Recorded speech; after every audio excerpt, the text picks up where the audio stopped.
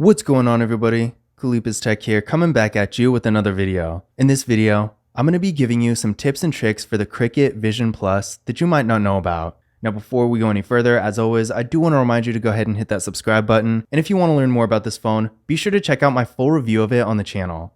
But with that being said, let's get started. So the first thing I want to show you is a feature called adaptive brightness. Now, as the name of the feature suggests, what this does is basically adjust the brightness of the display based on your environment. So if you're outside in direct sunlight, for example, it's going to be quite a bit brighter, but if you're inside in a darker setting, it's going to dim the display because in that situation, you don't need it to be quite as bright. This feature not only helps you conserve battery, but also makes the display a little bit easier on your eyes when you're in a darker setting. So to get to adaptive brightness, we're going to go to the settings. From here, go to display. And adaptive brightness is right here. Toggle it on. And as you can see, the display did dim a little bit because in this specific setting, it didn't need to be quite as bright. Now, while this feature is really cool, it's definitely not for everyone, and you might find that you actually just like keeping your phone at 100% brightness at all times. But if you haven't already, I do recommend giving the feature a try because who knows, you might end up liking it. Now, the next thing I'm going to show you is how to make a screen recording. This is a real easy feature to use. What you're going to do is pull down the shade once, twice, scroll to the second page, and the screen record button is right here. Go here. And it's going to ask you a couple different things. First of all, for the audio, by default, it's just going to record the device audio, but you can also have it record your microphone or the audio and the microphone. Once you've selected what you want, be sure to toggle it on, or if you don't want audio at all, you can keep it off. You can also have it show touches on the screen, and this is really useful if you're trying to do a tutorial or something like that. Once you have all your selections, go ahead and hit start. There's going to be a countdown right here. And now we are recording. So essentially, it's going to keep recording, and when you want to stop, pull down the shade and tap here. Once you stop the screen recording, it's going to be saved right to your photos. The next thing I'm going to show you is how to toggle your battery percentage on the status bar. So as you can see up here, we do have the battery percentage showing, which a lot of people do like. I mean, it's definitely useful to see where you're at battery-wise, but some of you may want your status bar to look a little bit cleaner and more minimalistic, and in that case, you might want to hide the battery percentage instead. So to do this, we're going to go to settings. From here, go to battery. And as you can see, by default, battery percentage is on, but if you don't want it to be up there, toggle it off. And now as you can see, it's no longer there in the status bar. Now, all this being said, one thing to keep in mind is that even if you don't have your battery percentage up here, you can still see it whenever you want to, simply by pulling down the shade, and it's going to be right there anyway. So if you want your status bar to look a little bit cleaner and more minimalistic, but you also still do like the convenience of knowing where you're at battery-wise, then this is definitely a nice compromise. Now, while we're in the battery menu, another feature I want to show you is called Battery Saver. Now, keep in mind, this is really only something you're going to want to use when your battery is dying, like maybe below 20%, for example, something where you seriously need to save battery and you're not immediately around a charger. So if we go to Battery Saver, we can toggle it on.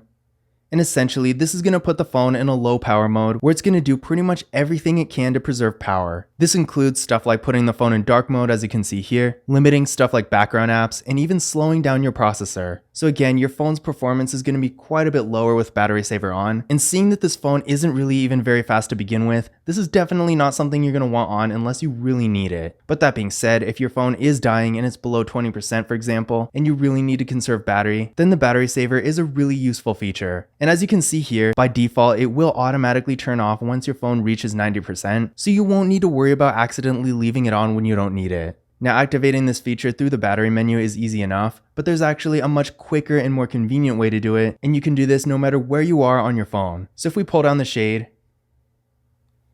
as you can see, Battery Saver is right here, and it is on, but if we tap the icon, it's going to turn it off. So again, while this is not a feature you're going to want to use unless you really need it, when the situation arises, Battery Saver is definitely a nice thing to have. Now, the next thing I'm going to show you is a feature called Nightlight. So remember when we talked about adaptive brightness and how it really isn't for everyone, and some people just like to keep it at 100% brightness at all times? Well, in those situations, that can be great, but at the same time, the one issue still remains that if you have your display at 100% brightness, it can be a little bit harder on your eyes. Well, that's where this next feature comes in, and this feature is called Nightlight. So what Nightlight does is basically tints your screen in a slightly amber color and basically makes the light a little bit warmer, and that way it's going to be easier on your eyes. So what I personally like to do is keep my display at 100% brightness, but I have my nightlight on at all times, and that way I can have the benefits of having a brighter display, but also keep out some of that blue light that can be a little bit harder on the eyes. So to get to this feature, we're going to go to Settings. From here, go to Display.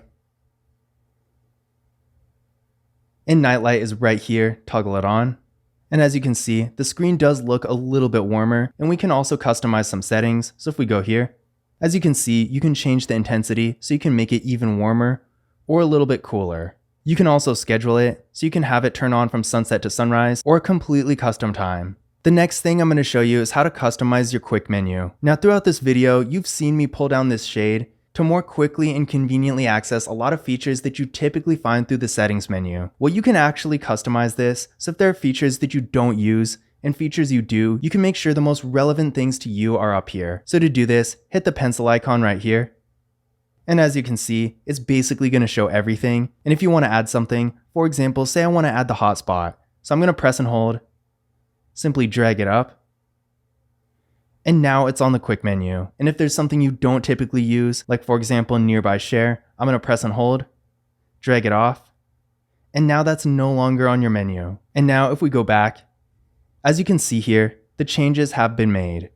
The next thing I'm going to show you is a feature called Lift to Wake. This feature is pretty simple. Basically what it does is automatically turns on your display whenever you pick up the phone. And it is on by default, so you don't even need to do anything. So if I lock the display, put it down, pick it back up, and the display automatically turns on. Now in case for whatever reason you don't want this feature to be on or it happens to be off on your phone, you can find this feature in the settings menu. So if we pull down the shade, go to settings, from here go to display, and go to advanced, and lift to wake is right down here. And here you can toggle it off, or if for whatever reason it's off on your phone, you can obviously toggle it on here as well. The next thing I'm going to show you is a quick and convenient way to get to your camera. Now this feature is also on by default, so you don't actually need to do anything. So no matter where you are on the operating system, all you need to do to get to the camera is double tap the power key like this. And as you can see, it's going to open the camera right up. Now like I said, you can be anywhere on the phone and use this feature and it works perfectly fine. So for example, we're on Instagram right now. And there we go. As you can see, the camera opens right up. Now just like with the previous feature, like I said before, this camera shortcut is on by default, so you shouldn't need to do anything to enable it. But if for whatever reason it's not on your phone or you want to turn it off, you can find this in settings. So I'm going to show you that right now. So go to settings. From here, go to system. And from this menu, go to gestures. And as you can see, quickly open camera is right here. And if you want, you can always toggle it off. The next thing I'm going to show you is how you can use your power button to end a call. Now this is a really subtle feature, but I know a lot of people actually really like it, and for whatever reason they made it a little tricky to find. So let's take a look at how you can do it on this phone. First thing we're going to do is go to settings. From here, go to accessibility. From here, go to system controls. So right here. And as you can see, we got power button ends call right here. By default, it is going to be off, but if you want it on, of course, just toggle it on.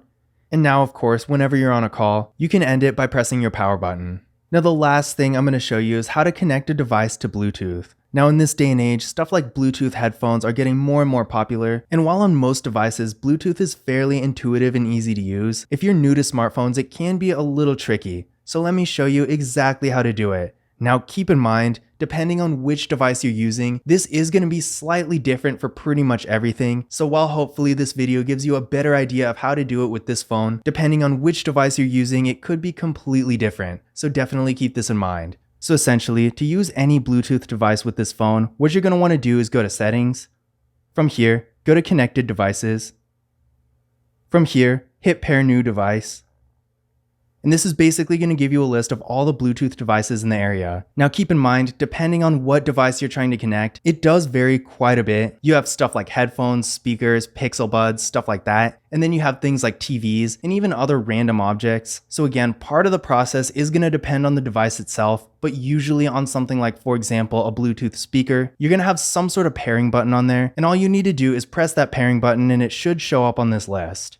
Now, when it comes to Bluetooth, one specific thing I know some of you are probably going to want to do at one point or another is cast something to a TV. So for example, like a YouTube video, something like that. And this is definitely a nice feature that I personally use all the time. And while you can technically do it through the Bluetooth menu, there's actually a specific function on this phone that's dedicated to casting things to a TV. So to get to that feature, we're going to pull down the shade twice, scroll to the second page, and there's a screencast button right here, so turn this on.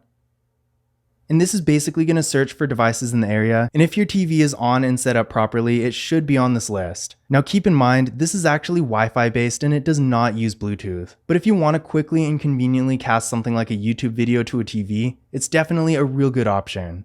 But those were my tips and tricks for the Cricket Vision Plus. I hope you enjoyed the video, and I hope you found these tips and tricks useful as well. If you did, don't forget to give it a thumbs up and hit that subscribe button. And again, if you want to learn more about the device itself, be sure to check out my full review of it on the channel. But that's it for this video. As always, I will see you in the next one.